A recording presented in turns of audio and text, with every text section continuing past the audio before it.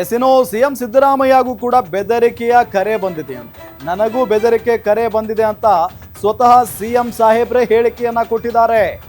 ಬೆದರಿಕೆ ಕರೆ ಬಗ್ಗೆ ಸ್ಪಷ್ಟನೆಯನ್ನ ಕೊಟ್ಟಿದ್ದಾರೆ ಸಿಎಂ.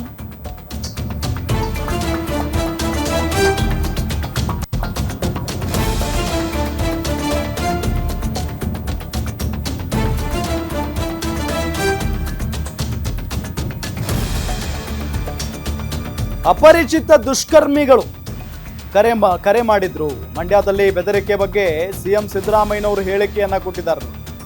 ಬೆದರಿಕೆ ಬಂದ್ರೆ ಏನ್ ಮಾಡೋಕ್ಕಾಗುತ್ತೆ ಹೇಳಿ, ಬೆದರಿಕೆ ಬಂದ್ರೆ ಏನ್ ಮಾಡೋಕ್ಕಾಗುತ್ತೆ ಹೇಳಿ ಅನ್ನೋ ನಿಟ್ಟಿನಲ್ಲಿ ಮಾತನಾಡಿದ್ದಾರೆ.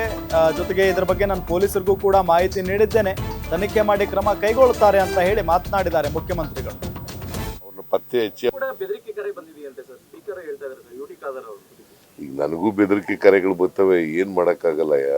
ಅದಕ್ಕೆ ಪೊಲೀಸ್ನವ್ರಿಗೆ ತಿಳಿಸಿದೀವಿ, ಯಾರು ಬೆದರಿಕೆ ಕರೆ ಮಾಡ್ತಾರೆ ಅವ್ರನ್ನ ಪತ್ತೆ ಹಚ್ಚಿ ಅವ್ರ ಮೇಲೆ ಕ್ರಮ ತಗೊಳ್ಳಿ ಅಂತ ಹೇಳಿದ್ವಿ.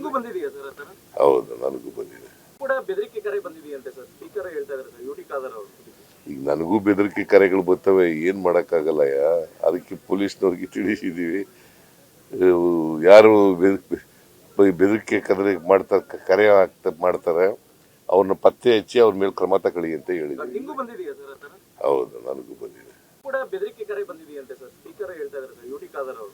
ಈಗ ನನಗೂ ಬೆದರಿಕೆ ಕರೆಗಳು ಬರ್ತವೆ, ಏನ್ ಮಾಡಕ್ಕಾಗಲ್ಲಯ್ಯ. ಅದಕ್ಕೆ ಪೊಲೀಸ್ನವ್ರಿಗೆ ತಿಳಿಸಿದೀವಿ, ಯಾರು ಬೆದರಿಕೆ ಕರೆ ಮಾಡ್ತಾರೆ ಅವ್ರನ್ನ ಪತ್ತೆ ಹಚ್ಚಿ ಅವ್ರ ಮೇಲೆ ಕ್ರಮ ತಗೊಳ್ಳಿ ಅಂತ ಹೇಳಿದ್ವಿ. ಹೌದು, ನನಗೂ ಬಂದಿದೆ.